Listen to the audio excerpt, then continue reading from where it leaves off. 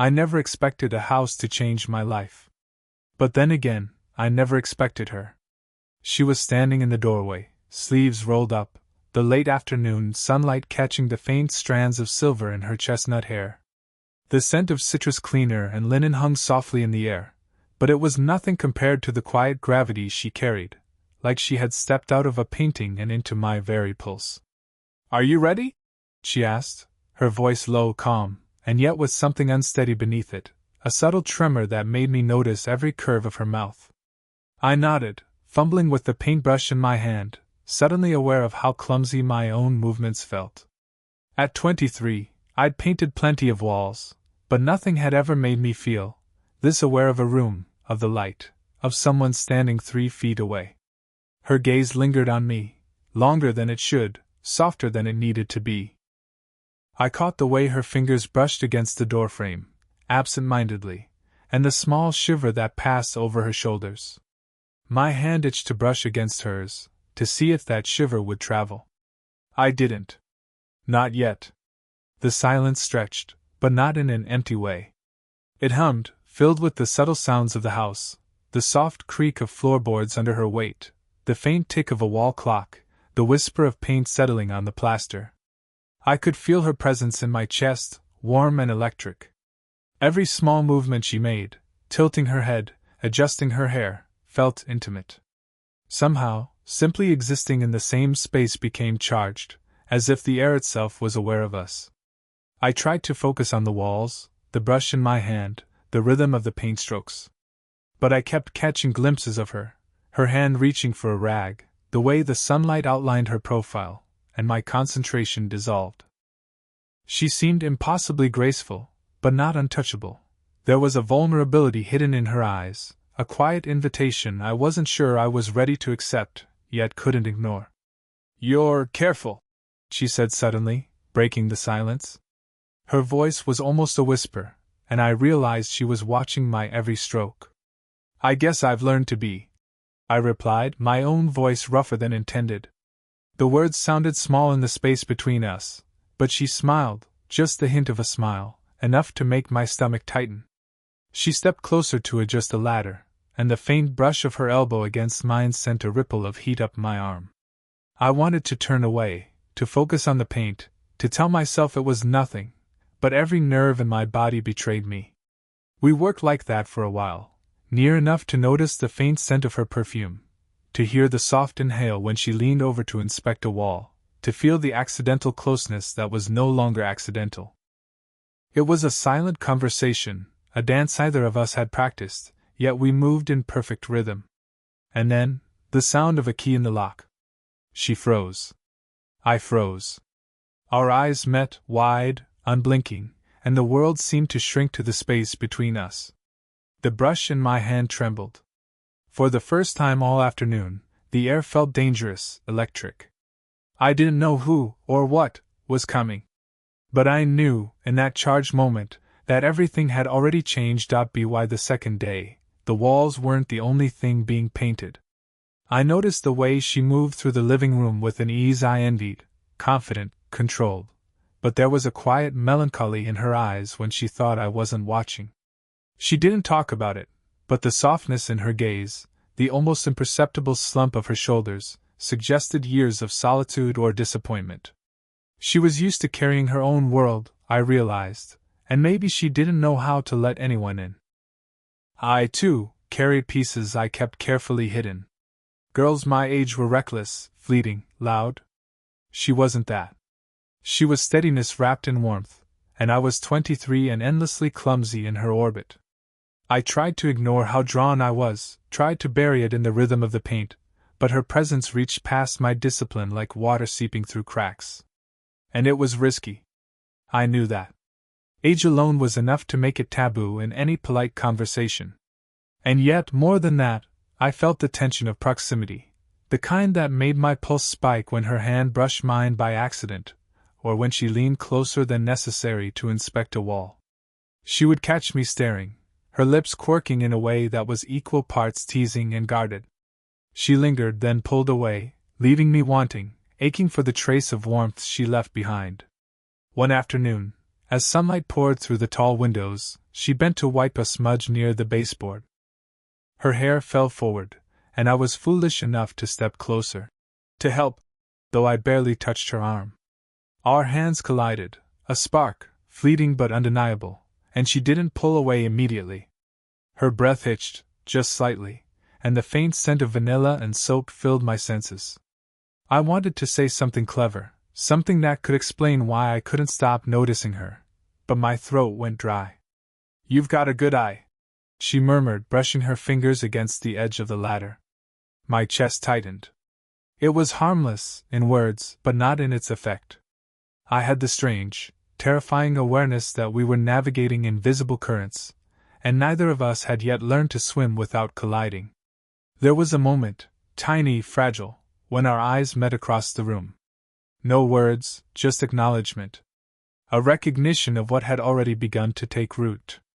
A pulse, a charge, that neither paint nor walls could contain. I caught the soft tilt of her head toward me, the subtlest brush of her fingers as she reached for a rag. And then she smiled.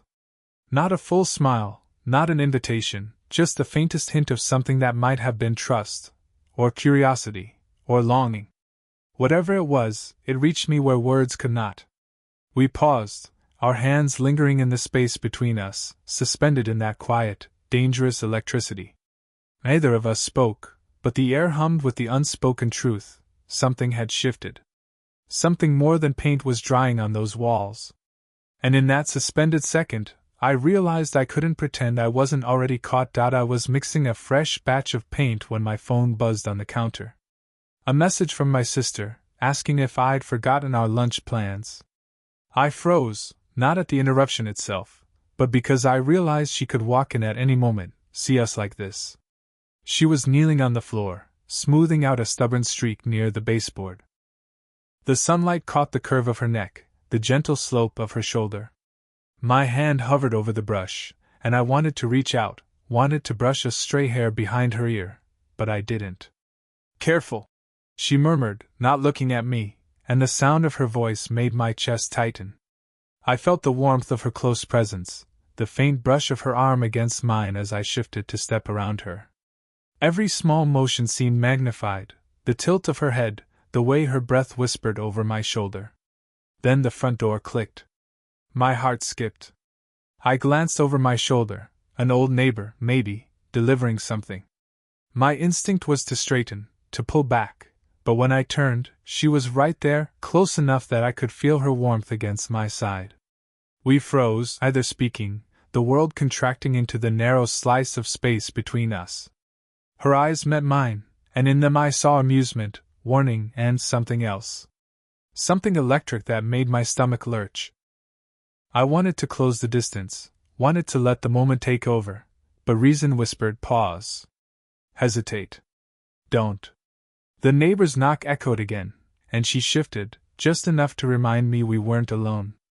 My hand brushed hers as I moved a paint can out of the way, a brief, accidental contact that lingered longer than it should have. I felt her inhale sharply, and I wanted to lean in, wanted to close that tiny space between our lips, but the door opened just a crack, and reality intruded. I stepped back. She straightened, brushing at her blouse as if to erase any trace of proximity. I wanted to apologize, wanted to say something clever, but all I could manage was a strained smile. She met it, and for a heartbeat, our faces were inches apart.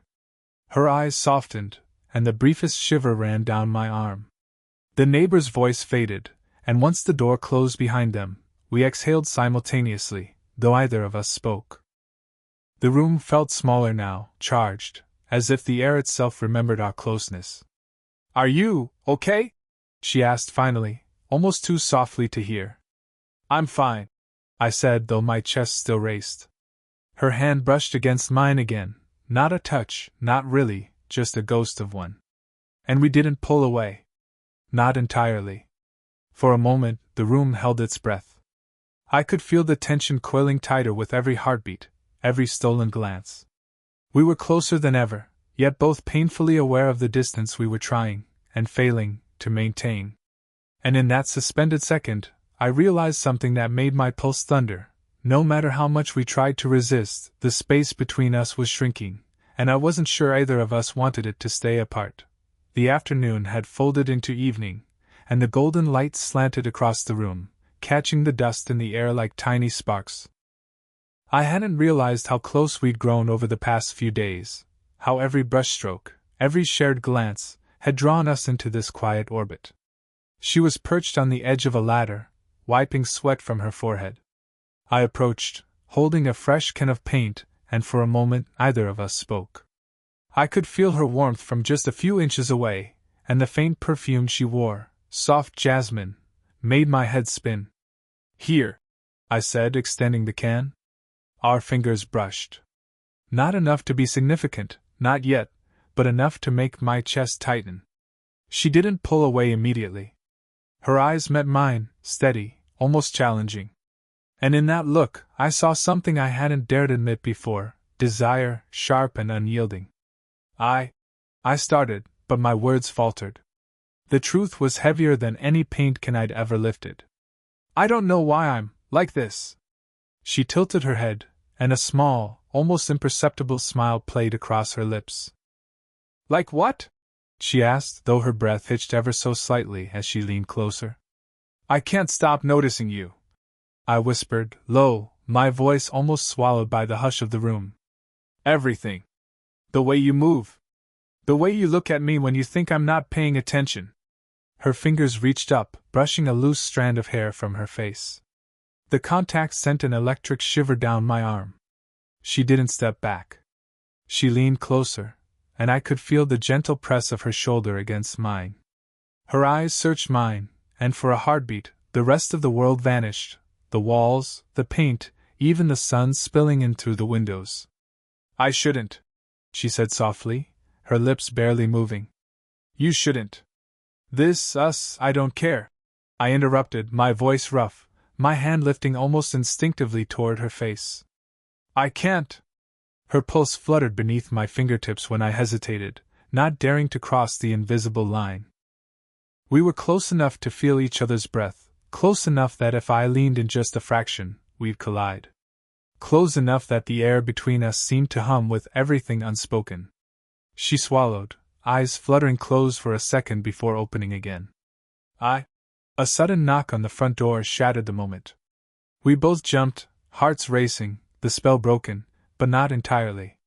We stood there, inches apart, still trembling with the memory of the space we'd nearly crossed. And yet, even with the interruption, our hands lingered, barely touching, but refusing to separate completely. I could feel her warmth, her hesitation, the unspoken pull that neither of us could deny. I began again, and this time I didn't stop. But before my words could finish, she leaned slightly closer, and the world contracted to that narrow, fragile space. Breath mingling, heartbeats colliding, the question hung in the air, would we, finally, cross the line? And then, the doorbell rang again, louder this time. I was gathering paint rollers from the corner when her voice stopped me cold. "I didn't tell you the whole truth," she said, almost in a whisper, but there was no hiding the weight in her tone. My brush hovered midair. I hadn't expected this. Not here, not now, not after the way we'd been circling each other for days.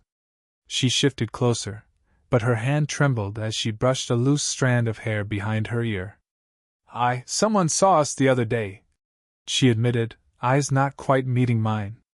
"A friend. Or maybe a neighbor. I didn't mean for it to happen." The air thickened instantly. I felt my chest tighten, every muscle on edge. My hand itched to reach for her, to steady her trembling, but instinct held me back. Instead, I took a slow step toward her, noticing the way her shoulder grazed mine as she moved, an unintentional spark passing between us. "You didn't tell me," I said softly, more a breath than words.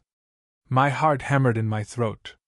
The brush of her hand against my arm as she shifted sent a shiver up my spine. "I didn't want to scare you, or me," she whispered, and the confession lingered in the space between us like a charged wire.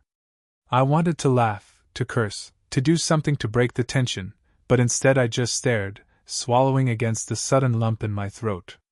Her body leaned toward mine again, as if the pull of gravity itself had shifted.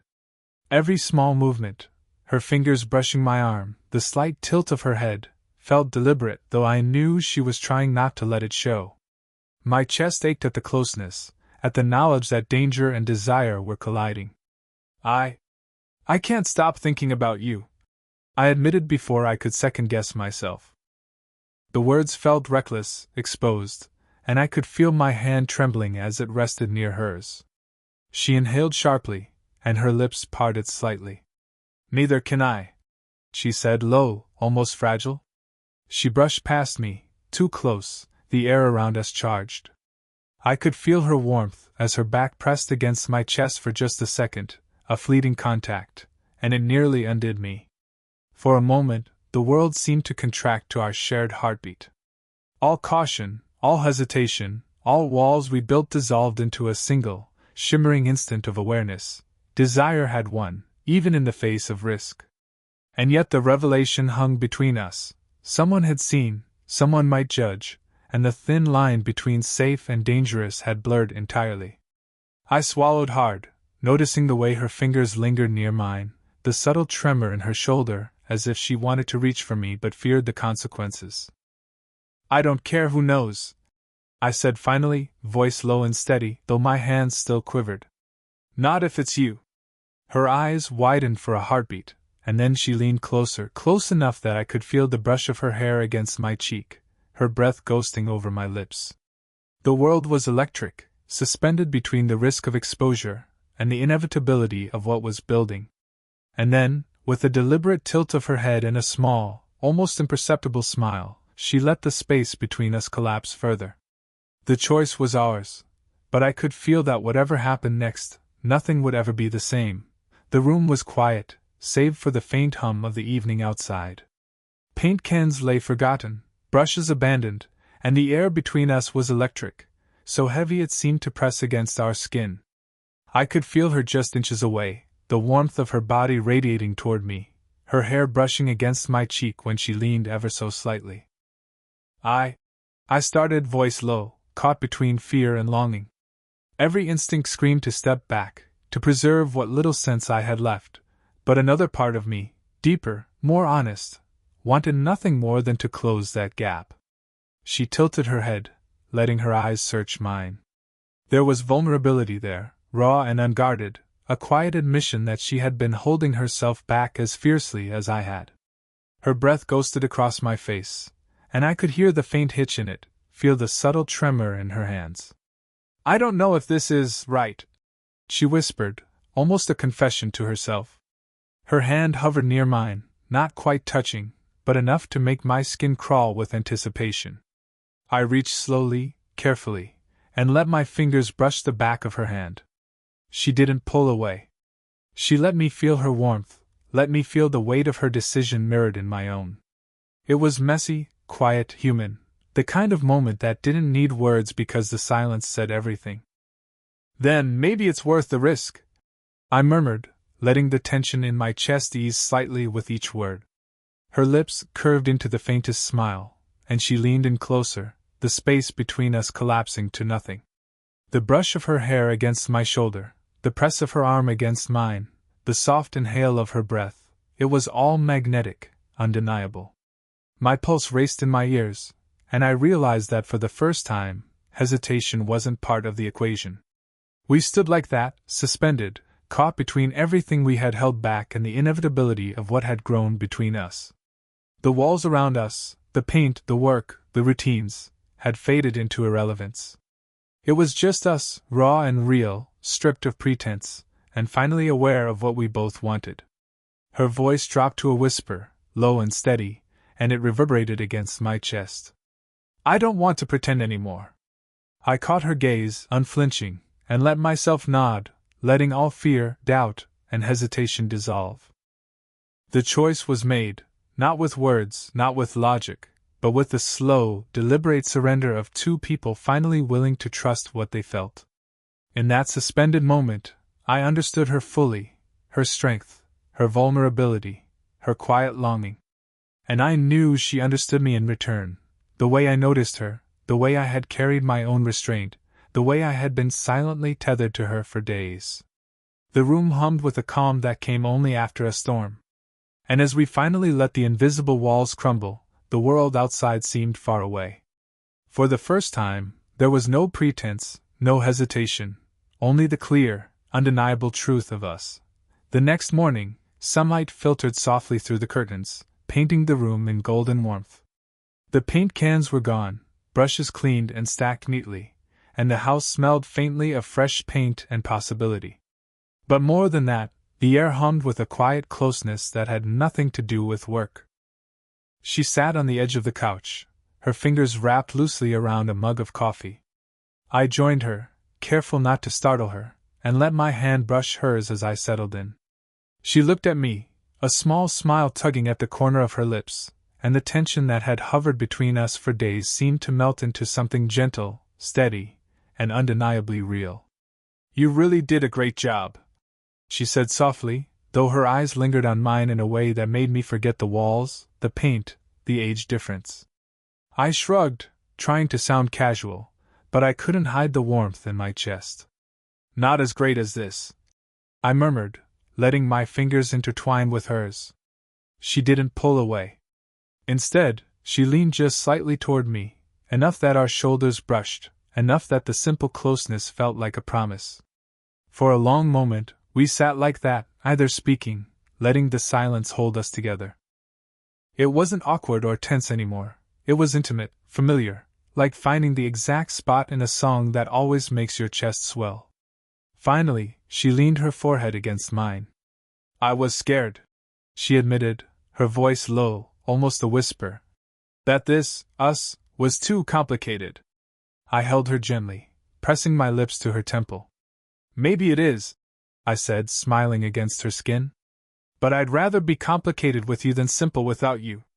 Her laugh was soft, a mixture of relief and warmth, and she tightened her grip on my hand. We stayed that way for a long while, the sunlight warming us, the quiet of the house wrapping around our shared space. Age, fear, hesitation, it didn't matter here.